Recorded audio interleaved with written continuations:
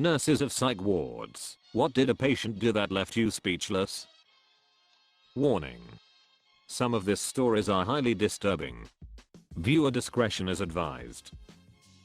This was actually in a state hospital that is part of the prison system for mentally ill offenders. Patient asked for Vaseline. Which is fine. They can have Vaseline, whatever. But this patient was given a whole tub, so of course he stripped completely naked, covered himself in Vaseline, and ran. It was a secure unit, and he didn't escape, but we couldn't get him back into his cell all shift, because he was too freaking slippery. No more tubs. I worked in adult foster care for several years. There was a severely autistic guy who would come to us now and then and say VAASAALIIIIN. At which point we'd give him a med cup with a little bit of Vaseline that he'd take to his room to jerk off with. I was told this practice became necessary to keep him from picking his butt for alternative forms of lubrication. I was also strongly cautioned against giving him too much of the stuff. Apparently the practice had originally been to give him a full med cup of the stuff, but at some point a coworker accidentally walked in and discovered the client propped upside down in the corner, somehow having succeeded in sticking his entire forearm up his own ass. He fisted himself.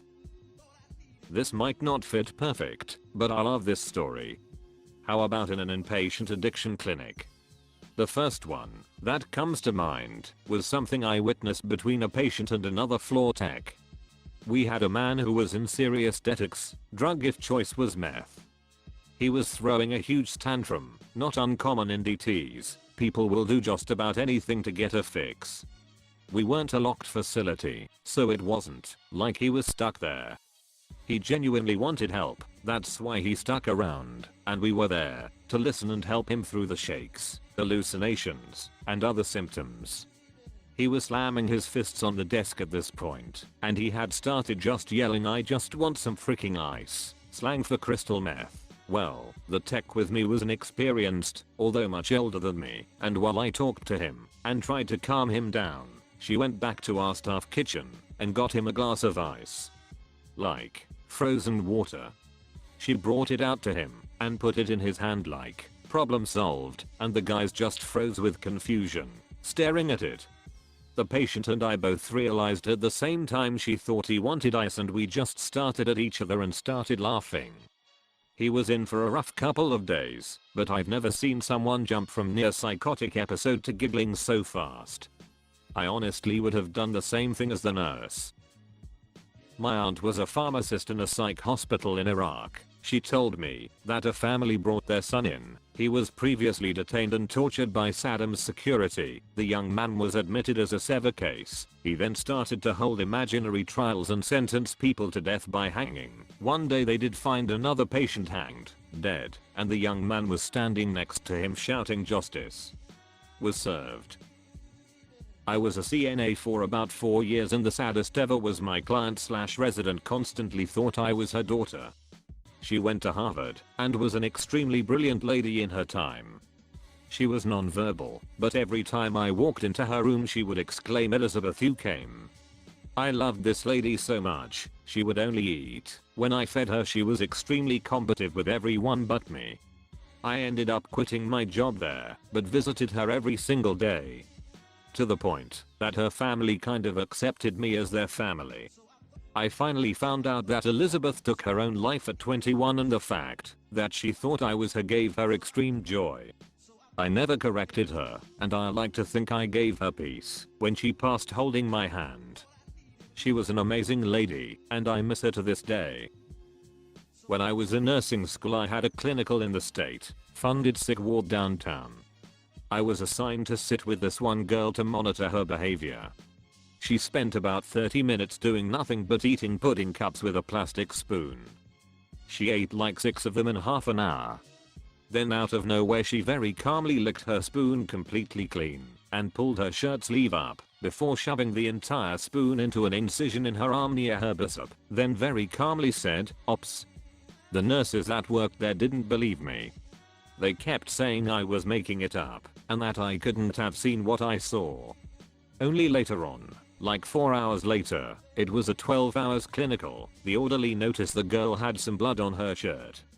He took her into her room to change her clothes and noticed that an incision on her arm had dehisced and had been bleeding.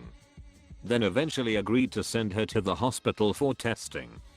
The X-ray showed the entire spoon sucked into the fat of her upper arm through an incision where they'd removed a birth control implant in the week before. Apparently the girl had slowly been picking at the sutures and opening it bit by bit until it was deep enough to fit an entire plastic spoon. The girl admitted that the ops was because it had gotten sucked in and couldn't be pulled out, not because she stuck a spoon in her arm. Totally bizarre. Years ago, I was a student nurse doing my psych rotation in a Catholic facility.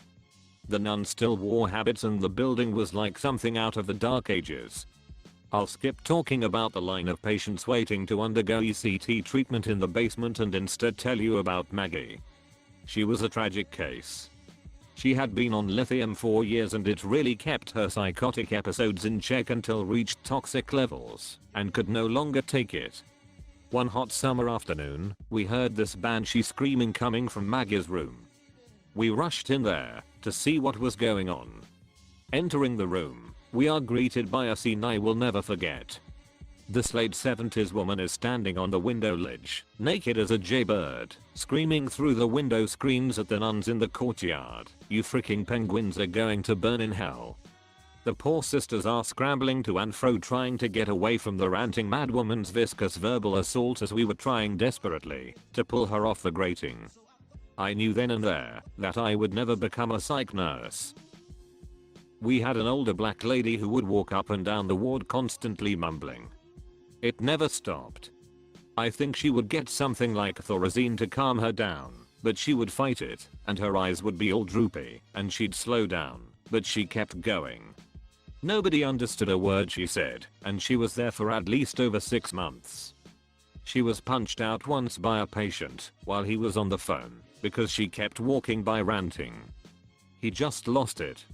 Anyway, I'm up there doing a patrol one day. I was security and she's ranting and walking up and down the ward as usual, and they call her to come get her meal.